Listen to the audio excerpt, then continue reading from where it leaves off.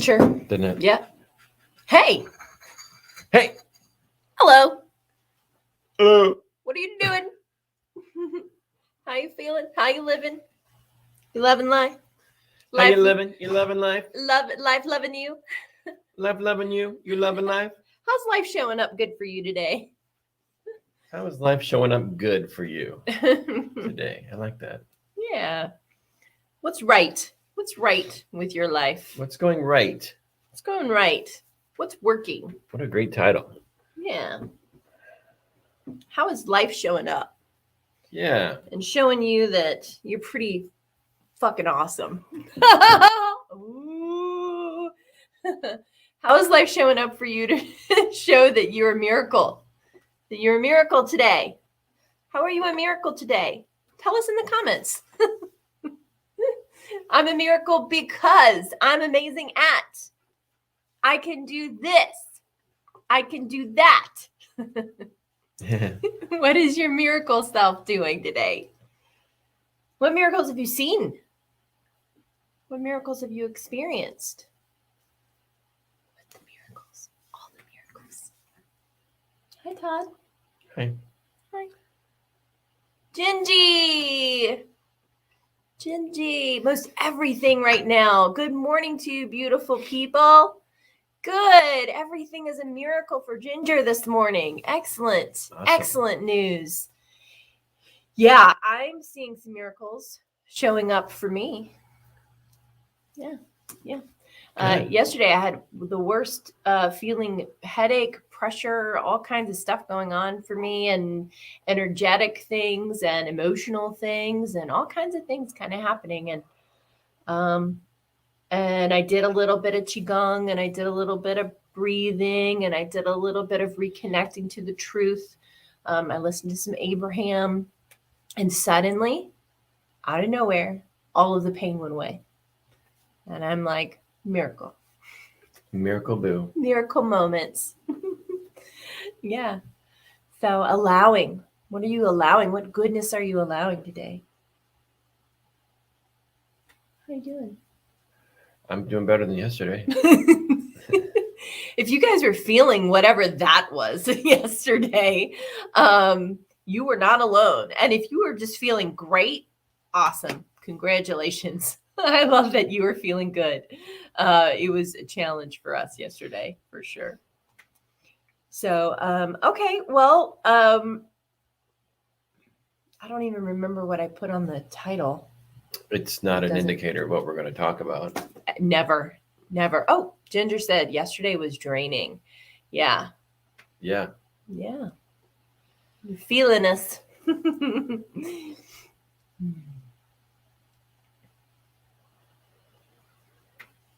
I guess we can breathe. Well, Or it's up to you. Oh. Your new card deck is really good. Mm-hmm. It is really good. I talked a little bit about that yesterday, and I was thinking about it this morning, specifically the straw man card.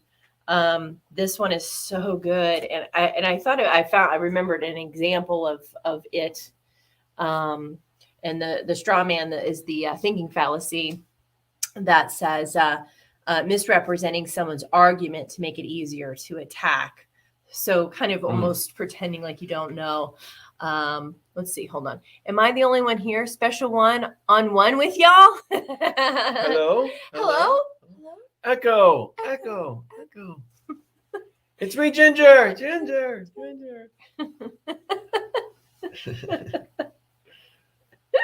And that's great. Yeah, it's special. I'll take a one-on-one with Gingy. Sure. Ginger is very good for you. Yes. In all ways. Make a t-shirt. Ginger is healthy. Ginger is healthy. Ginger is special. Mm-hmm. And healthy and good and smart and wise and beautiful and wonderful. Yeah. Gingy. Yep. But yeah, the fallacy, the straw man representing somebody's argument to make it easier to attack. After Bob said that we should be nice to kittens, Will says Bob wants to be mean to puppies, right? So everyone boos Bob, who's clearly a mean jerk for wanting to hurt poor, cute puppies. And it's like, wait a minute. And that's usually a good counter for something like that. Whenever I see it in the media or see it, somebody making something true, and I'm like, I think it's just a questioning. Wait a minute, is that really true? It's not. It's not. Just because you like one thing doesn't automatically mean you hate the other thing or something that's opposite to that thing. It just means that you like that thing. An example of that would be Chris Pratt. He wrote, I'm thanking my wife for my beautiful, healthy daughter. And so the social media bandwagon jumped on him and said, because his firstborn child had some health difficulties in the beginning, that must mean that he doesn't love his first child, which is an impossibility, right?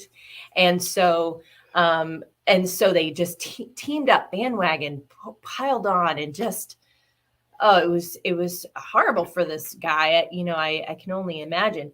But that is an example of a straw man argument, is when we, just believe the argument is, I'm going to promote the opposite of that thing, saying that that's the truth of the situation, when it really isn't. And because that means that there's a lot of other assumptions being made, right? That's going to make the assumption that this guy believed that his child was unhealthy to begin with. And maybe that wasn't really how he saw that challenge.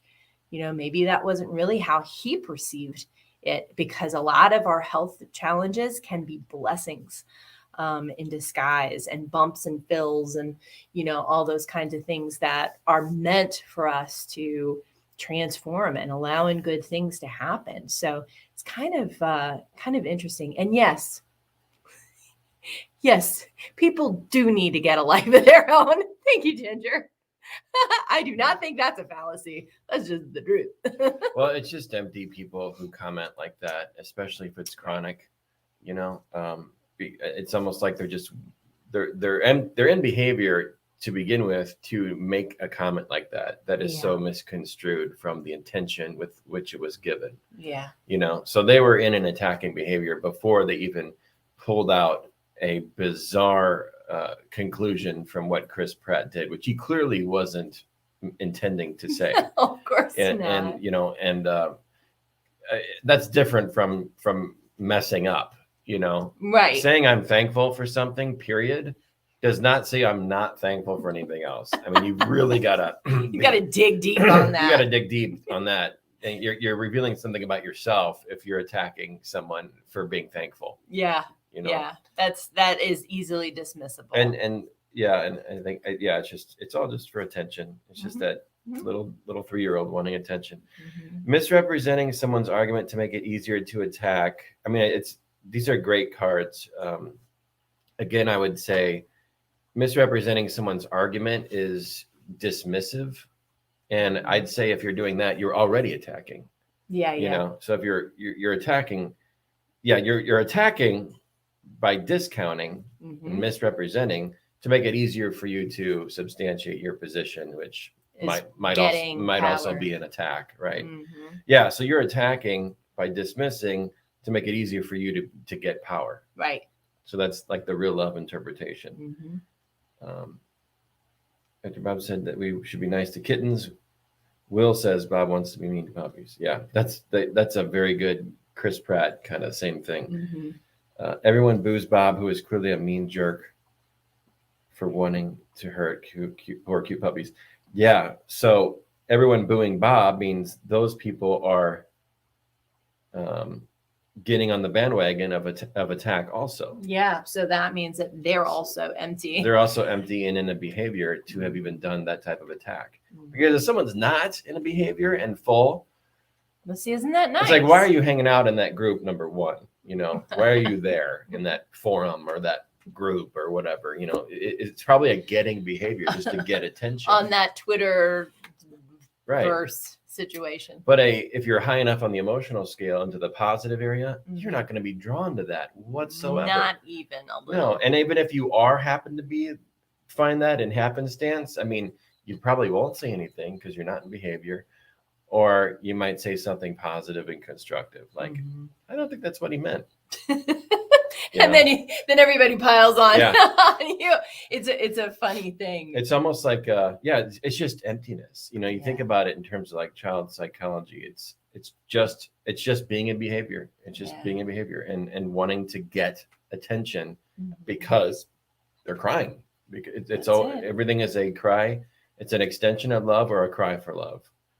So that's clearly a cry for love. Absolutely. Because it's a very obvious behavior that seems very unwarranted and thus easier to identify. Yeah. Also, I would say that this might be similar to gaslighting, where what is that? Where you make somebody feel like they're crazy by a narcissistic, that would be like a narcissistic part. Misrepresenting what someone is saying to make it easier for you to justify your position. And I think gaslighting might be like you act really sane and calm about the fact that you're trying to make someone crazy. And that's like so lots of cool stuff in this one. I know. And it's great because if somebody is attacking you with the straw man fallacy, you can even say it and they'll be like, what? I think I'm seeing a straw man fallacy I'm here. seeing a straw man fallacy in your logic here. And really, you have no basis. And it's really just showing your ignorance and inability to understand the truth of the situation. I just love my child. Period. Boom. Mic drop. Bye-bye. Yeah. Try and come after somebody with that, after that kind of statement. People are hungry. Impossible. People are really hungry for attention in their emptiness to see something that clearly isn't there. You see that a lot with politics too. And I don't get into politics too much, but if people are really committed to being right, which is an attacking behavior, then it doesn't, they pounce on anything that threatens that position, And there have been so many studies in psychology, especially since our previous president and things like that have been so revealing as to how and why things, the support got to be to that level when other people were like, how is this even happening? Right. A lot of it is from these thinking biases that had come about. Right. So it's very, very interesting. Yes, Ginger says, that is interesting. I hear you saying letters to describe personalities. What is that, and how do I find out what I am? Oh, yay! I'll put you a link. Hold on, girlfriend. It's personalityhacker.com. So the letters are they're referencing Myers-Briggs personality type indicator, MBTI, Myers-Briggs typology indicator, and the four letters are the four dominant cognitive functions that each of the 16 personality types has. There are 16 personality types. There's 8 cognitive functions. We have all 8, but we're dominant with 4. And the 4, once you take the test and find out what your 4 letters are, like for us, it's INFJ. You can read about what is an INFJ, and Personality Hacker has a very great test, a great binary test. It takes about 10 minutes, and then it just tells you what your 4 dominant functions are, and as you learn about them, which they have an awesome podcast to help you learn about all this stuff at personalityhacker.com, and it's free. All of it's free. Then you have an easier time understanding how to maximize your strengths and to nurture your weaknesses. And to when you want to do something important, you cater to your strengths of the things that you already do well.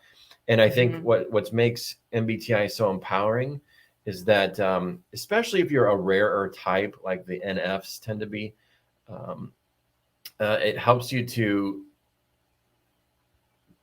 be you in a more authentic way without having to feel like you have to cater to the world or you're not enough for doing it like like the world does, kind of thing. Mm-hmm. And just follow your natural strengths and exploit them in a really positive way. I hope I'm a rare one. There you go. So good. Yeah. So I mean, it's a MBTI is a horizontal model. It assumes all of the 16 personality types are equal. Being more rare is not more fun. No, Let me not. tell you that. I mean, it comes with more scars than anything.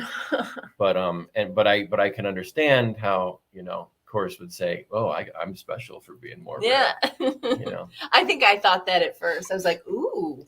And then I was like, "Ah, yeah, crap." I started that way. Absolutely. Yeah.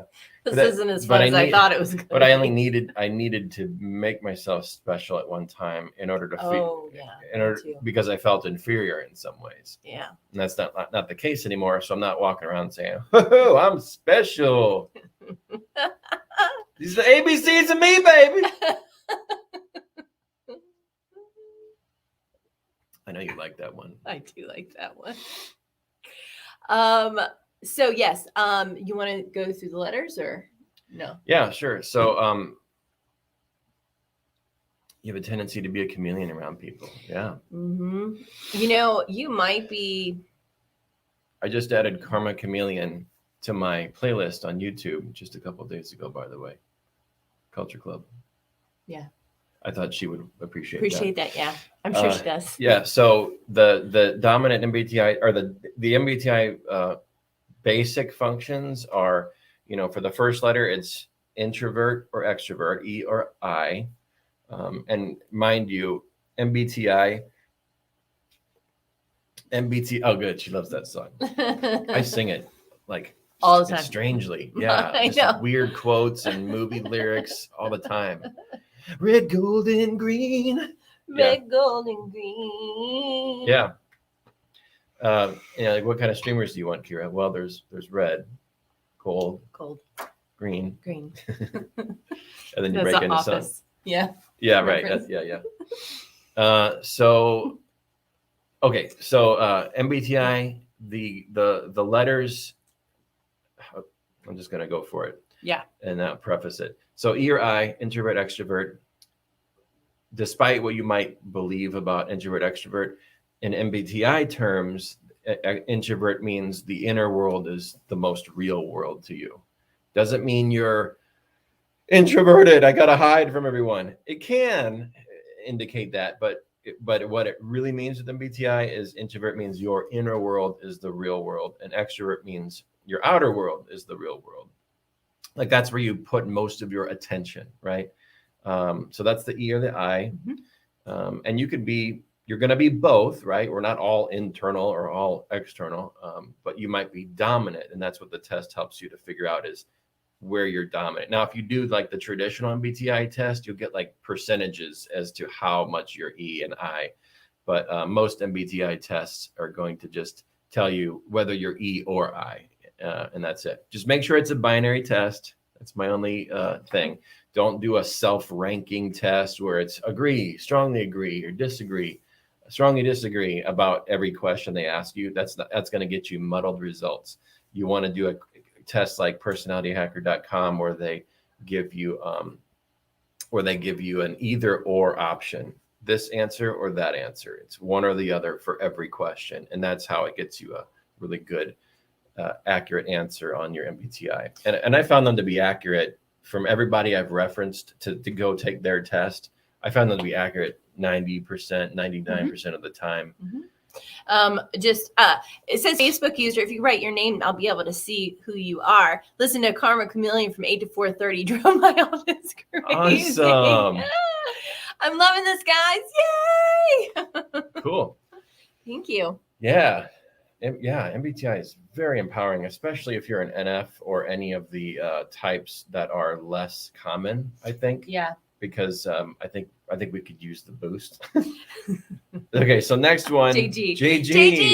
Hi, JG. Our beautiful, amazing, best-selling author, JG. Yeah, she's a best-selling author. Yes, check out her book. Check out her book. It's awesome. It is awesome in color. Check it out. It is an incredible memoir and a killer cover too. Yeah, the cover is unbelievable. I think of the MGM lion when I I'm hearing that when I look at her cover.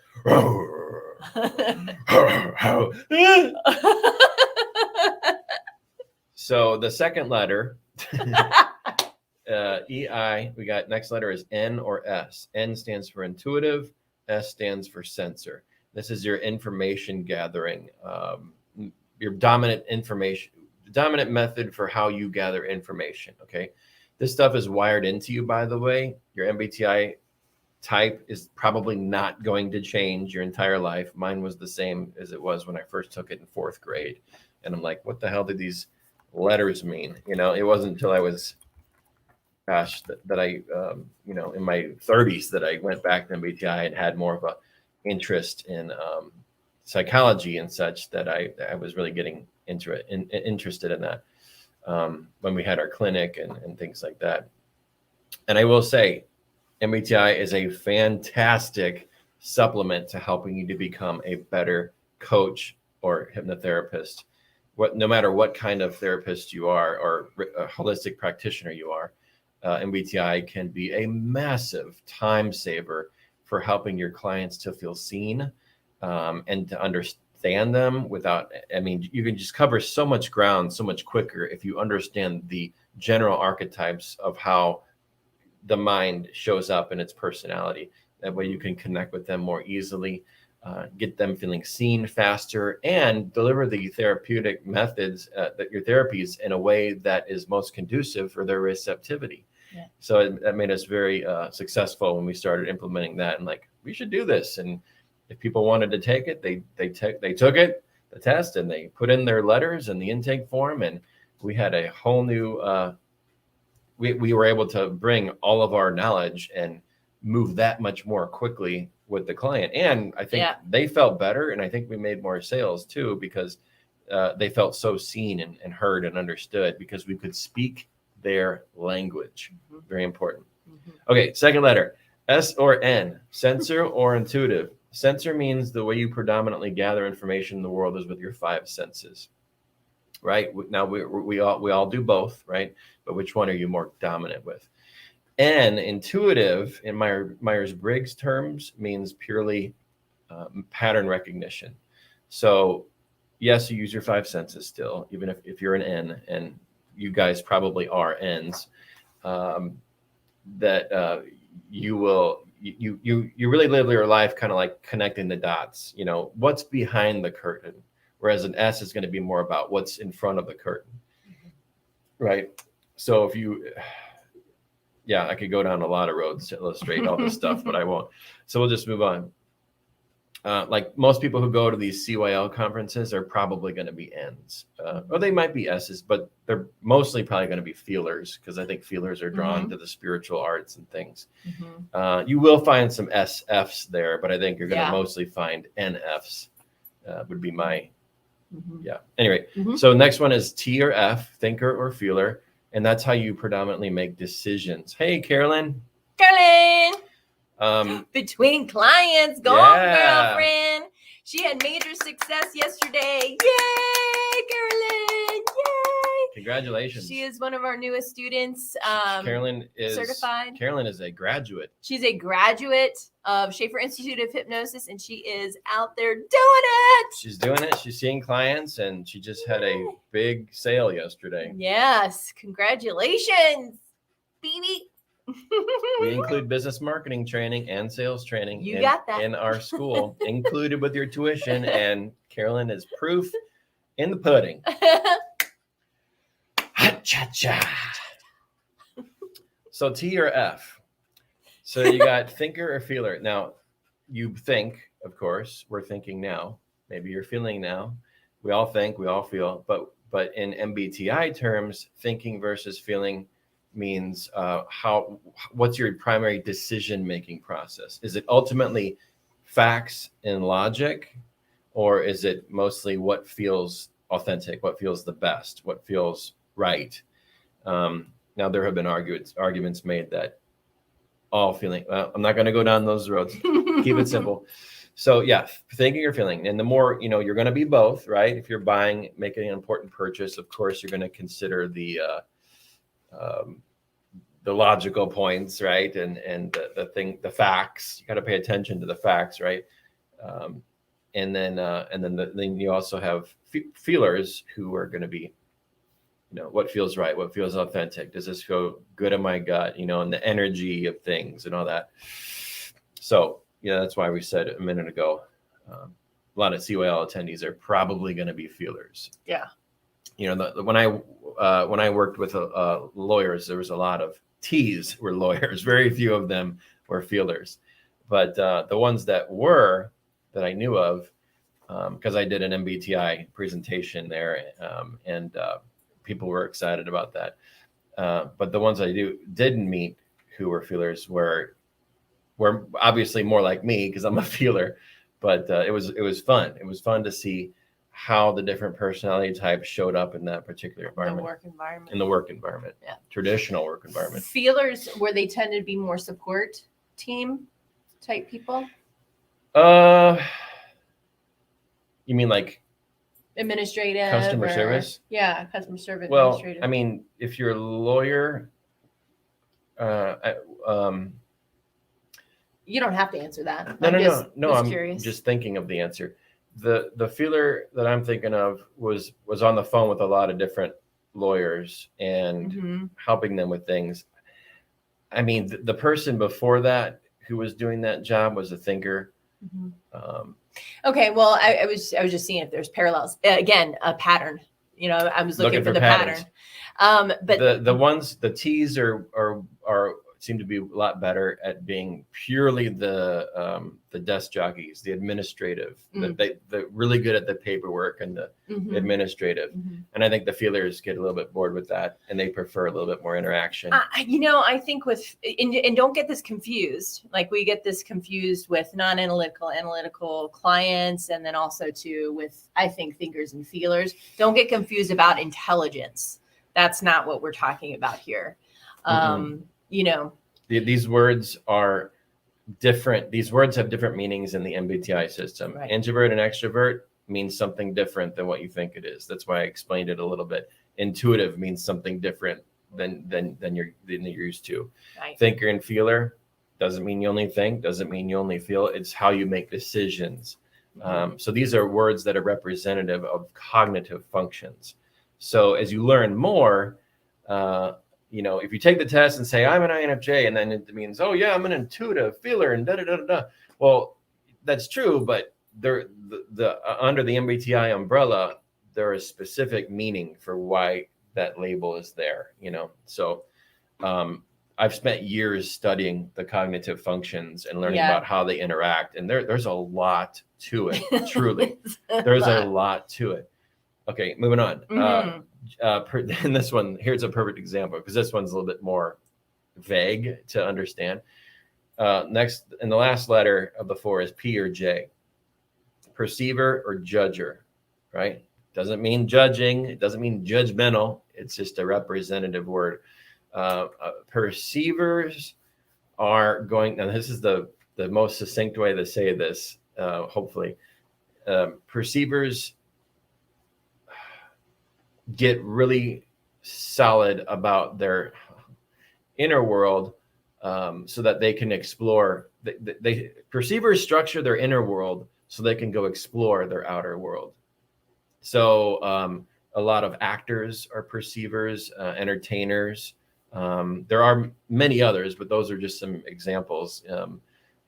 People who get really, really solid on the inside so that they can go explore, have fun, entertain, whatever it might be. A lot of performers might be perceivers, not limited to, but definitely including them. Not all performers and entertainers are perceivers, but I've seen that a lot of Ps are drawn to those types of industries. They want to be on stage, they want to be expressing, that kind of thing. You will find Js who want to do that too, but I think it's just a little bit less common. Judgers or Js are going to be the opposite, which means they structure their outer world so that they can explore their inner world. So this happens a lot of times with writers, very common with writers. they structure that outer reality so they can go deeply in exploring the inner reality. What else? There was one other thing I wanted to say about that. I think I just finally got that. Yeah, the P and the J thing is hard for people to get. I'm like, oh my God. A lot of lawyers are J's. I would say the vast majority of them are going to be J's. External, or maybe I'm saying this wrong. Just let me know. I'm just kind of doing perspectives on it. So it's like my conditions have to be right out here, so I feel safe enough to go in. That's one way to interpret it. I think you're mostly right, but it doesn't have to be a safety issue. Okay. Yeah. Okay. It feels better. It's just a way. Well, it could think better too. And there's a lot of TJs out there who do that. Gingy. Let's see. Can't wait to find out what I am. Any guesses? Oh man.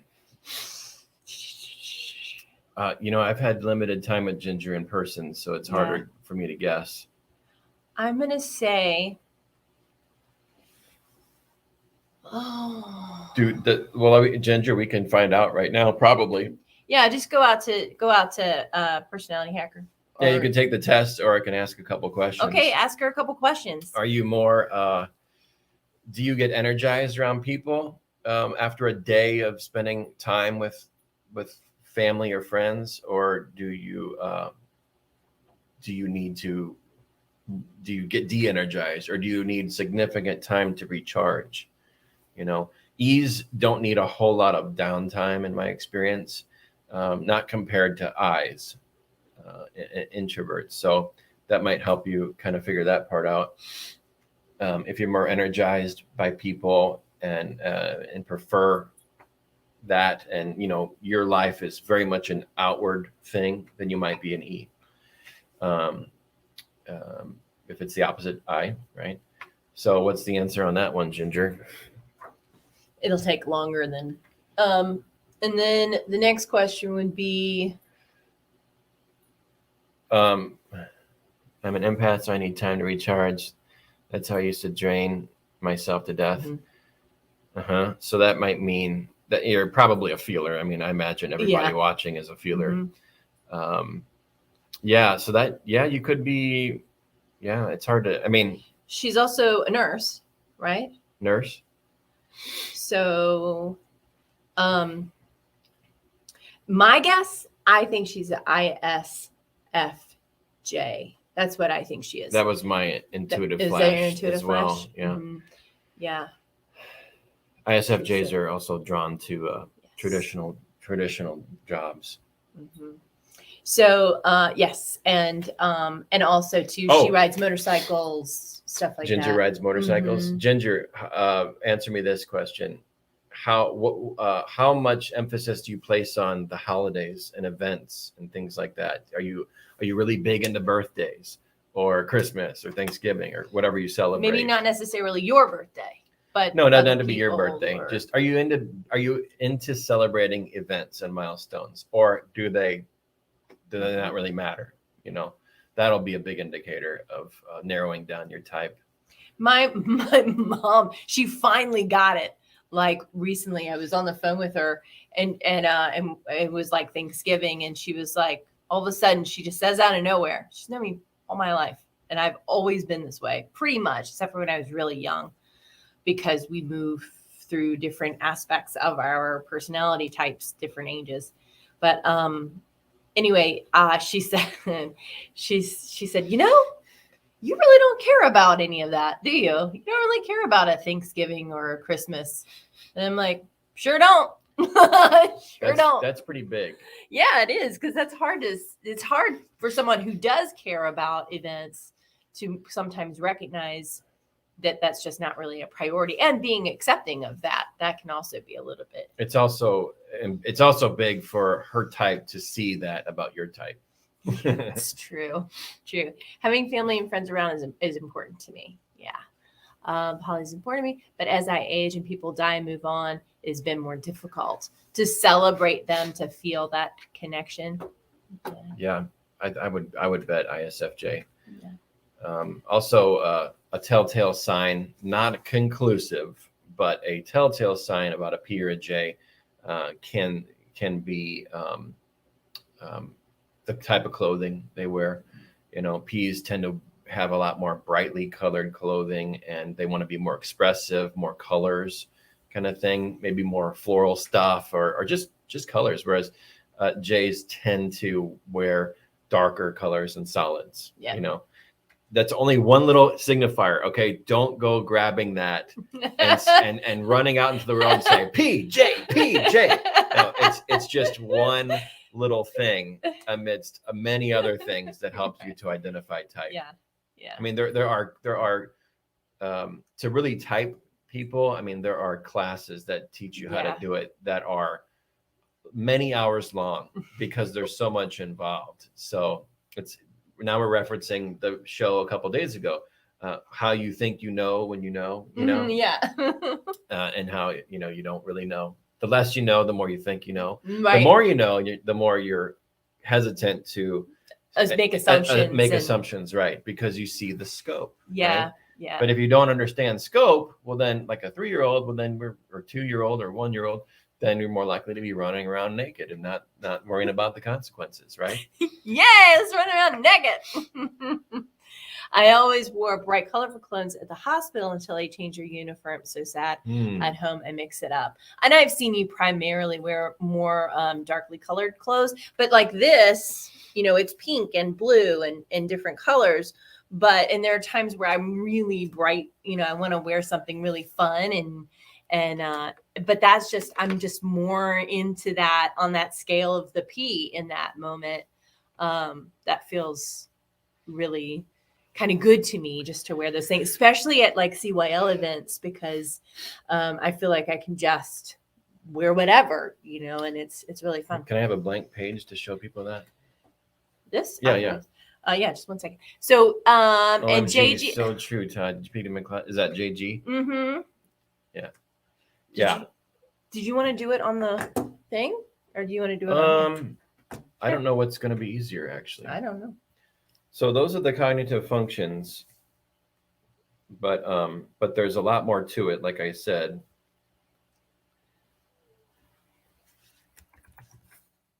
I'm going to see if maybe we can pull this. It might be easier to see. Yeah. Did we do that? We did. To make it bigger, like Control plus. Control zoom. Yeah, that's fine. Okay. And so we're going to do something fancy. We're going to do something fun. Fancy. Yeah. Let's see. I'm going to share our screen. Hey, Kennykins. Kennykins. It's a Kennykins. It's a Kennykins. Share. I love share. Share screen. This is. Share. We might have to do a class here because this is. It's so fun. Boop. All right, I'm just going to double check, and now you just write on the screen. Okay. Okay. I just need the mouse. That's mine. That's easier to write on. You can write on it. Oh, it's touchscreen. That's right. That's my phone. I know it is. I'm just going to go on Facebook. So they can see my screen right now? You got it. So I'm going to give you an example. Here's an INFJ. That's me and Kira.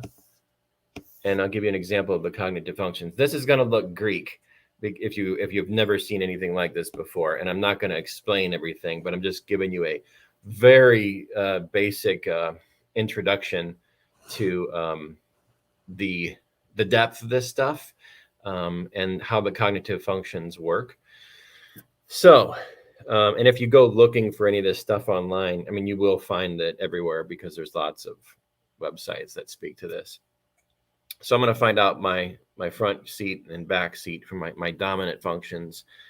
So this is P, this is J. So that means,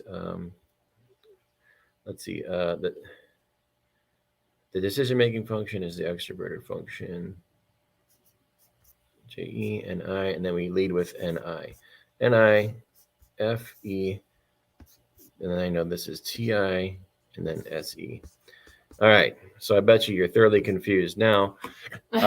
So if you go looking up any of these functions, like once you find out what yours are, which if you take a test on personalityhacker.com, they will break it down into the the car seat functions. So you got your driver over here, right here. The NI is your driver. FE is your secondary function or your growth state. The back one here is your 10-year-old, which is in the back seat means it's less developed than your front seat, which means it's, you're going to have TI, but it's going to be at the development of a 3-year-old, 10-year-old. And then you got your 3-year-old, which is behind the driver. And this is the least developed part of you.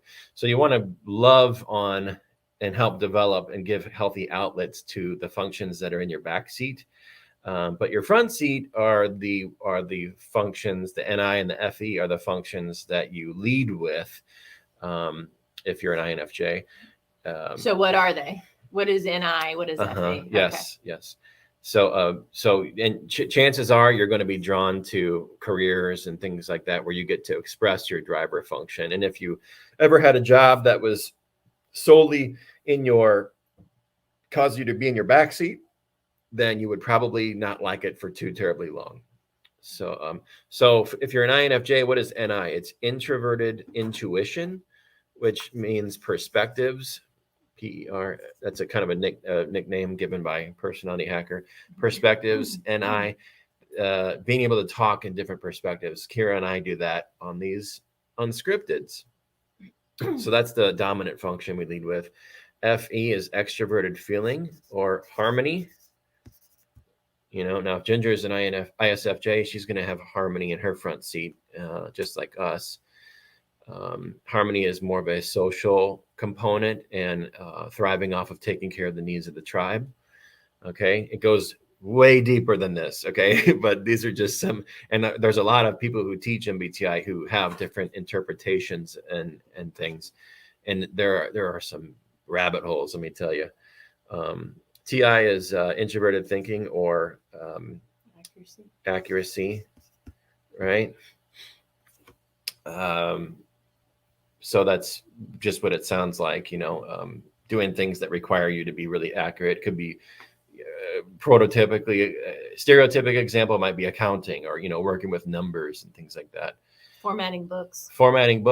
Yes. Anything that requires you to need to do something with accuracy.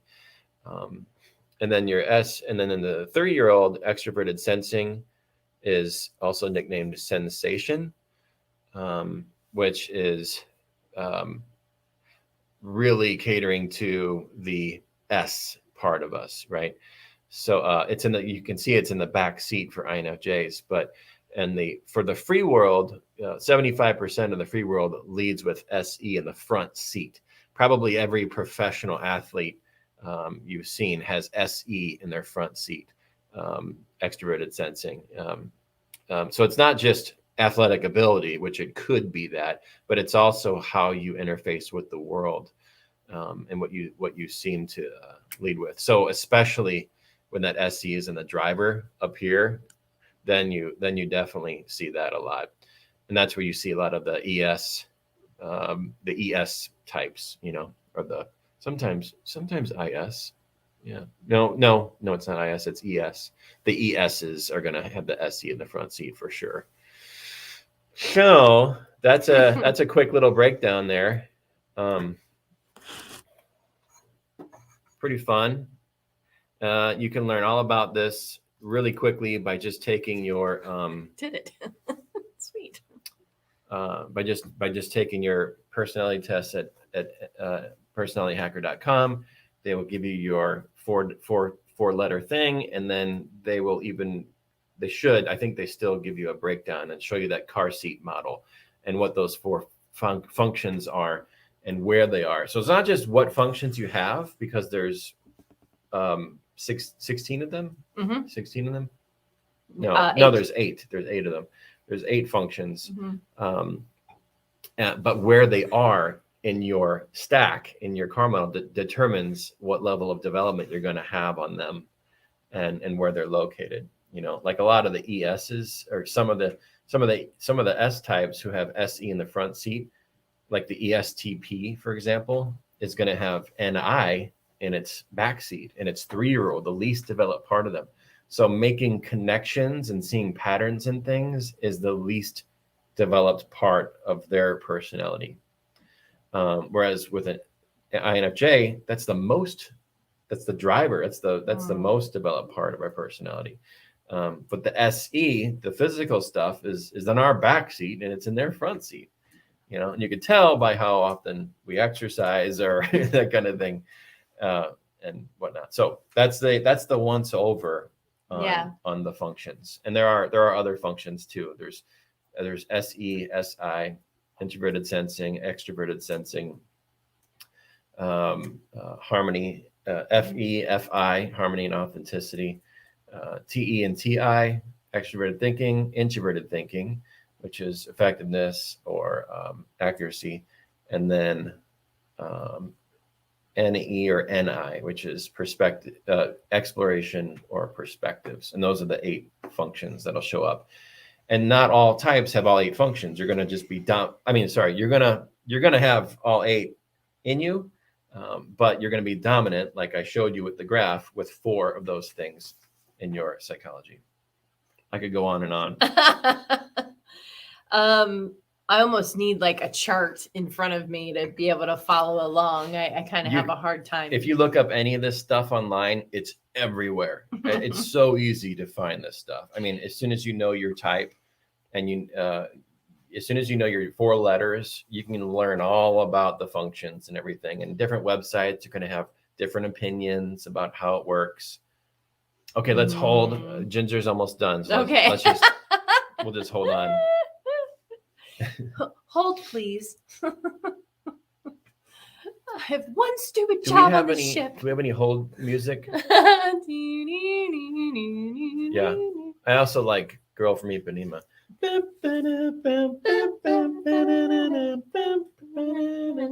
I forget that one horror movie from a while back. Some people were in the elevator, and the music was playing, and the Girl from Ipanema was playing as the elevator music, and then they're running from a monster or something. I guess I have no clue. I just visualized that scared monster. No! Walk into an elevator. Right. There was a comedy element. Yeah. And they're in the contrast. There was a contrast. And then they hear a sound outside the elevator. If I remember this correctly, the joke still works, even if I get it wrong. They hear a sound outside the elevator. Boom. And one guy is like, what is that? And the other guy goes, and you hear a silence, but the music's still playing. The other guy goes, the Girl from Ipanema. What's that sound? What's that? What's that sound? Girl from Ipanema.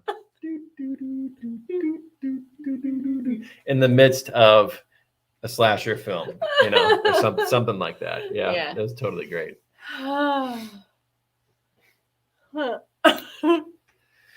So, yeah, looking forward. Can we do Kenny's real quick? Yeah. I've done his before, but I'll do it again. What Kenny's MBTI? Whiteboard. Yes. How do I? Whoops. Wrong thing. I know how to do stuff.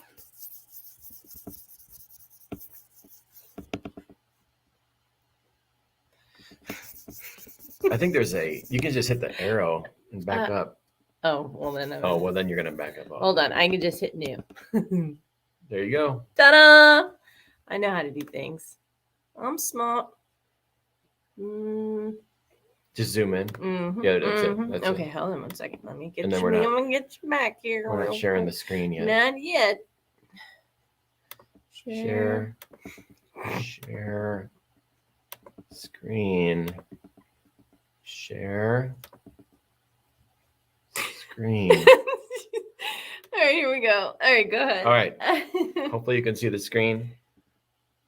And we are erasing. There we go. There you go. Oh, we need it thicker. It's too thin. Oh my gosh. All right, here we go. This is great. Brushes, maybe? Yeah, try that. There we go. That's good enough. Back arrow. Which is right there. Oh, got it. All right, so we got INFP, which is what Kenny is. And his function, let's see. So we got the P and the J. J function is the extroverted function. Nope, that's not right. The perceiving function is the extroverted function. I think that might be right. PEFI. Yes, those are the right ones. And then he leads with FINE. Be careful of hitting your, yeah. Okay. Do you need to do something? Nope. I think it's SI and then TE. Yeah, that's right. So FI is authenticity. That's the nickname.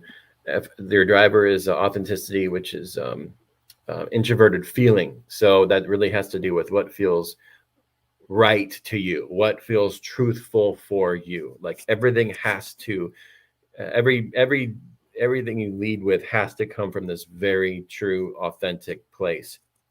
Now, that's generally true for most feelers at minimum.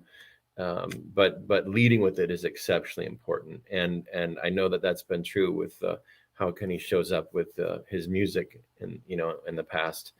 In a lot of areas, yeah. Yeah, right. Yeah, just authenticity, and he definitely leads with what feels right. Yeah. What feels truthful, what feels right to me. That's a very big thing with INFPs.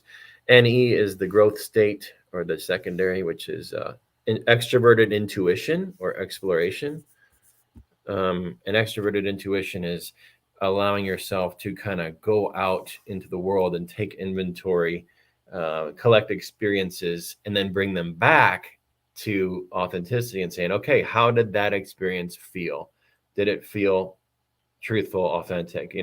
So it's almost a way of gathering information in a way, is letting yourself take those, they could be vacations. I know one of our other friends, she'll get out of the house and go take a trip for herself, and then she'll come back during that trip. She'll get a lot of inspiration and then come back and then apply that to her business, kind of thing. Yeah. And she's an INFP.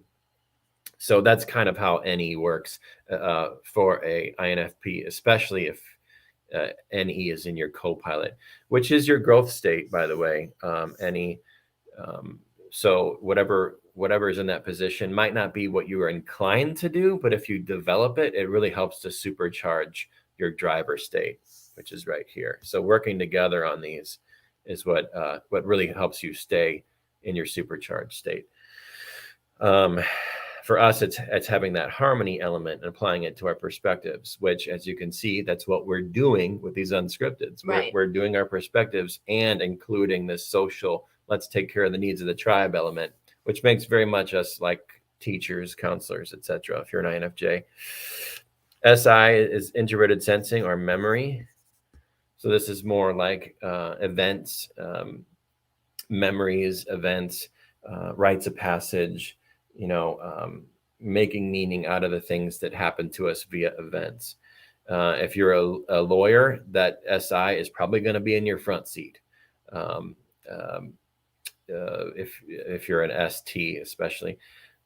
So if it's in your 10-year-old, then, you might get into birthdays and things like that, and events and things like that. And that might be a return to your innocence and your childhood kind of thing. Let's just leave that one at that. But SI is a very common function. And then TE is extroverted thinking or effectiveness. And that's also a very common type. The world is dominant with extroverted thinking, and a lot of leaders, when TE is in the front seat, you'll see people kind of getting into leadership positions, especially like ESTJs are your very common leaders. They just kind of fall into it, even though they don't know, because they have cognitive functions that are highly prized by the world, and TE is one of those things. So, but if it's in your 3-year-old, it's the least developed part of you. Now, mind you, any of these 4, there are still 4 other functions that aren't in this stack.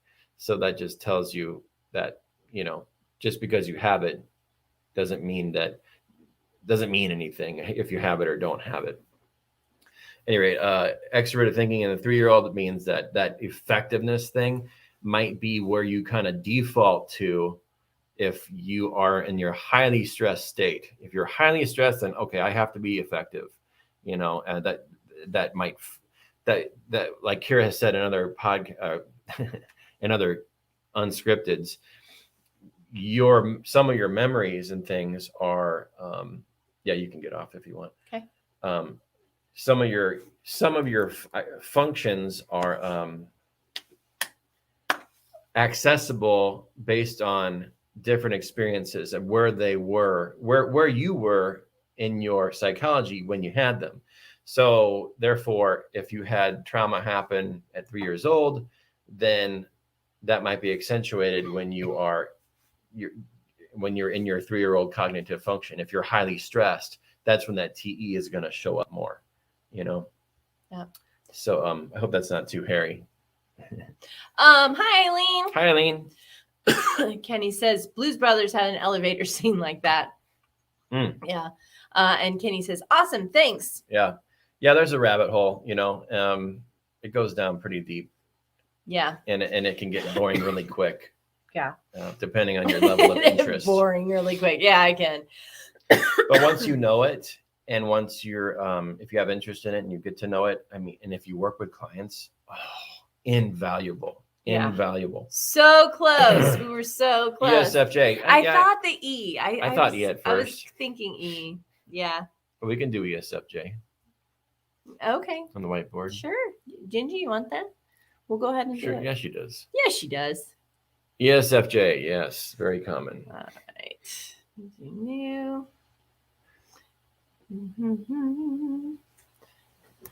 We weren't going to go very long today, too. Yeah.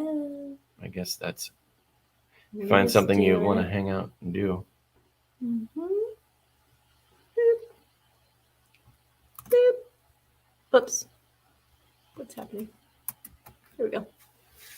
All right. So ESFJ. Oh, wait. Hold on one second. Let me just double check this. Yeah. Okay. It says we're sharing down there. Yeah. All right. All right. We got P and the J. So we get this right. Presuming function, extroverted function. Is this right? I think, nope, it's not. I am screwed up here.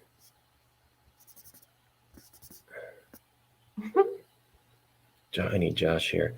J, judging function. The perceiving function is the P, J.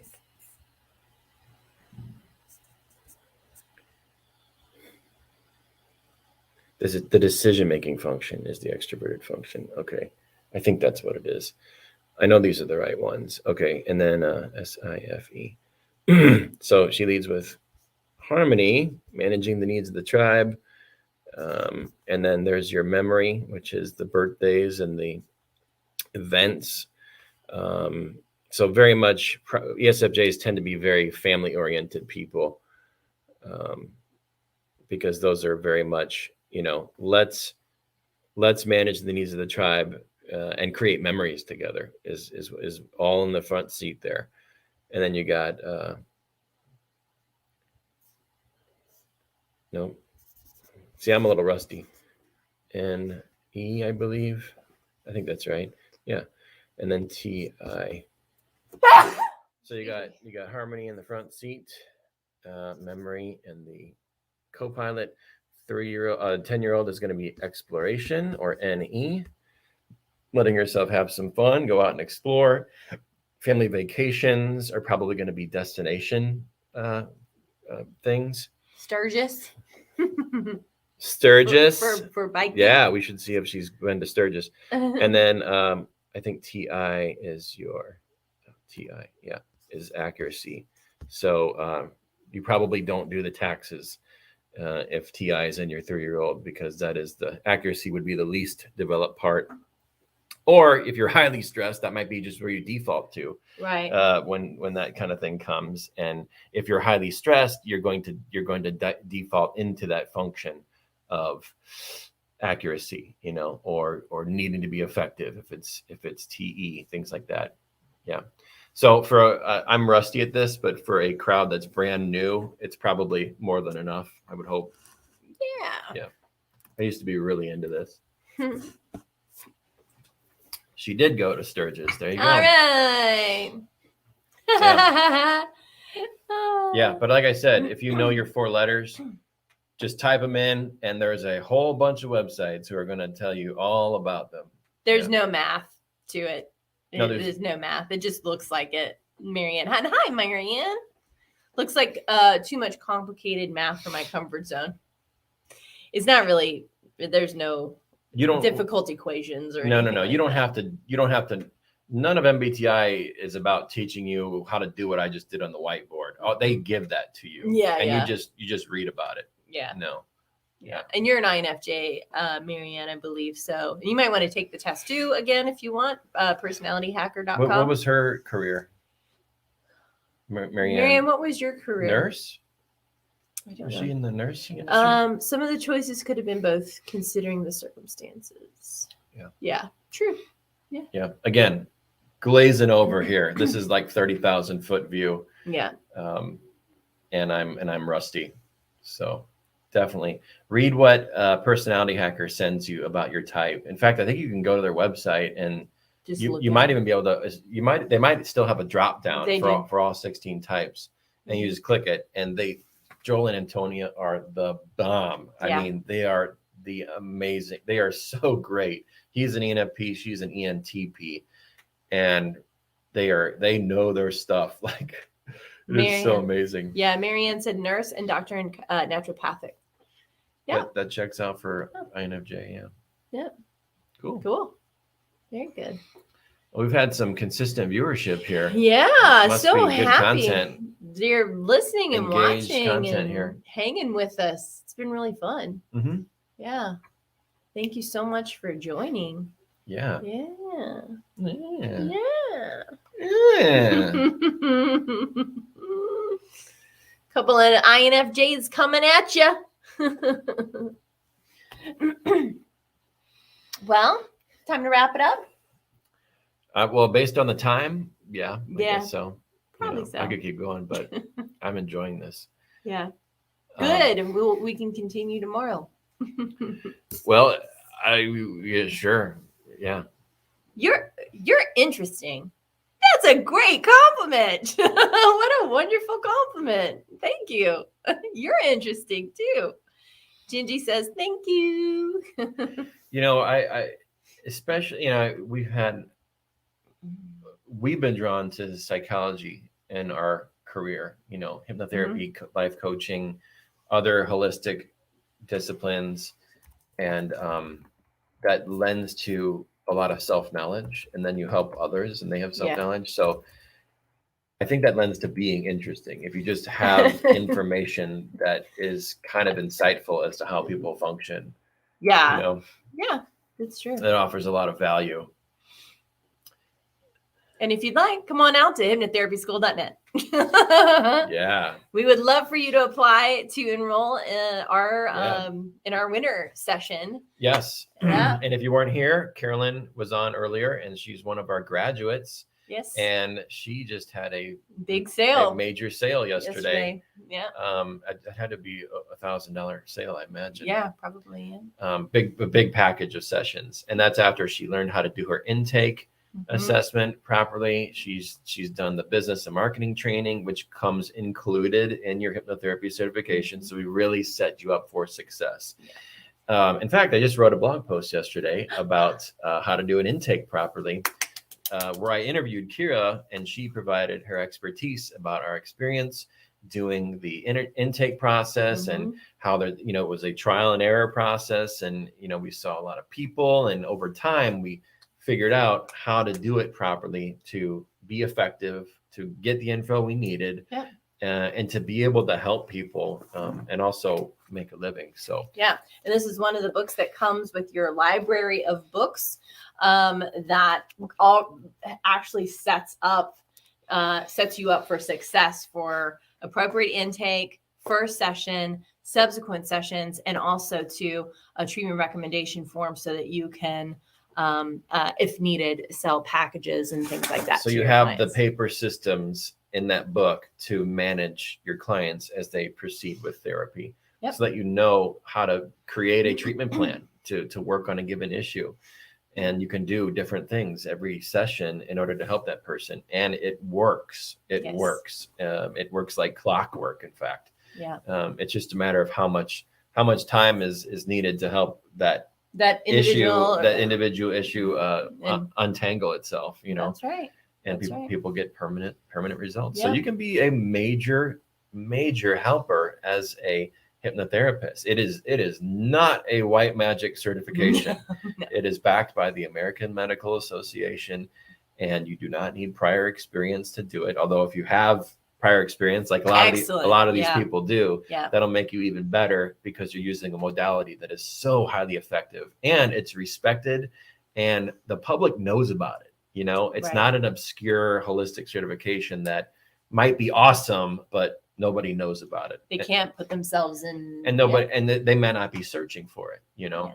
So, but hypnotherapy, people are curious about hypnotherapy. Yeah. Yeah. And subconscious mind controls 95% of what makes you up. So when you get your subconscious mind on board with things and you help your clients get their subconscious mind on board with things, the sky's the limit. You will never be a victim again with what you learn becoming a hypnotherapist. That's true. You will be a conscious creator. That's it. Absolutely. That's it. All right, guys, check us out, hypnotherapyschool.net, and we will see you again tomorrow. We hope you have a beautiful day. Go out to personalityhacker.com as well. Free test. Yeah, free test. Let us know tomorrow what your type is. And we can talk more about that if you want. Fun. All right. Take care, guys. I hope you have a great day. Bye. Bye. We love you. Thanks for being here. Mwah.